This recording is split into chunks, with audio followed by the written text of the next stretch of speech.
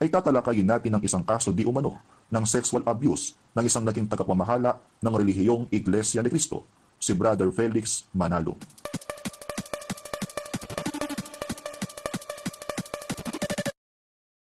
Mananagot sa simbang Katolika ang paring Pinoy na nakulong sa Amerika dahil sa kasong pamamolestya. Aminado naman ng Vatican ang sexual abuse, ang pinakamalaking problema ngayong kinakaharap ng simbang Katolika sa buong mundo. Gayunman, hindi lahat ng kaso ng sexual abuse ay totoo. May mga pagkakataon na ito ay ginagamit para lamang siraan ng pagkatao ng taong inaakusahan nito. Ayon sa statistics, 2 hanggang 10% ng mga kaso ng sexual abuse ay false accusations o fake news lang. Sa episode na ito, ay tatalakayin natin ang isang kaso di umano ng sexual abuse ng isang naging tagapamahala ng relihiyong Iglesia ni Cristo, si Brother Felix Manalo. Balikan natin ang mga pangyayari noong 1939 hanggang 1941 at alamin natin kung totoo nga ba ang paratang na ito sa kanya o baka ito ay fake news lang. Let's get it on! Ayon sa salaysay mismo ni Rosita Trillanes na ginawa niya noong 1952, taong 1939, si Raimundo Mansilungan, isang dating ministro ng INC, si Rilo Gonzales, dating General Secretary, at Teodoro Briones, dating editor ng Pasuko, ay itiniwalag sa Iglesia ni Cristo dahil sa mga anomalyang ginawa nila. Siya ay kinumbinsi ng tatlo na pirmahan ng isang liham na nagsasaad na siya ay ginahasa ni Brother Felix Manalo. Ipinangako sa kanya ng tatlo na ipapakita lamang liham na ito sa mga miyembro ng Iglesia bilang paghihiganti laban kay Brother Felix Manalo dahil sa pagtitiwalag sa kanila.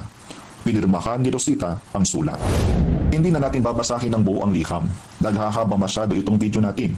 Ipunto na lamang natin ang mga nakasa doon na si Rosita di umano ay ginahasa ni Brother Felix Manalo at bukod sa kanya ay may 30 babae pa di umano na naging biktima ng sexual abuse. Mababasa na lamang ninyo ang buong liham sa link sa description. Ang liham na ito ay ipinakita ng grupo ni Mansilungan sa mga miyembro ng Iglesia ni Cristo upang hikayatin ng mga kapatid na lumaban sa pamamahala ni Brother Felix Manalo. Ngunit sa kasamaang palad nila ay hindi sila nagtagumpay. Hindi sila pinaniwalaan at hindi sila nakakuha ng suporta mula sa mga kapatiran ng Iglesia ni Cristo dahil alam ng mga kapatid sa INC ang mga anomalyang ginawa ng mga tiwalag at ang tunay na motibo nila sa paggawa ng liham ay upang maghiganti kay Brother Felix Manalo. Subalit hindi tumigil dito ang mga natiwalag. Sila ay nakaisip ng desperate move para sila ay makapanira.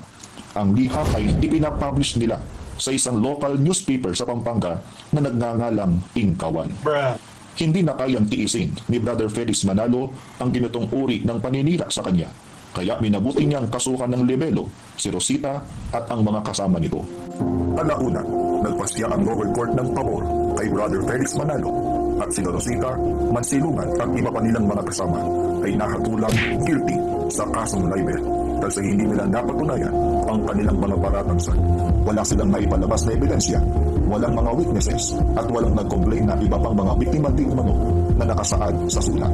Ang hatol ay naipublish noong January 1941 sa Taliba, isang national newspaper ng panahong iyon. Dumako tayo sa analysis mga kabayan. Totoo po ba na may rape case si Brother Felix Manalo? Ito ay malaking fake news. Wala pong rape case si Brother Felix Manalo. Paninira lamang po ito sa pagkatao ni Brother Felix Manalo ng mga taong naninira ngayon sa Iglesia ni Cristo o INC. Hindi puri ang kasong pinag-uusapan dito, kundi libel o paninirang puri. At ang nagsampa nito ay si Brother Felix Manalo laban kina Rosita at sa mga kasamahan nito. Sila po ang nakonvict sa korte at hindi si Brother Felix Manalo.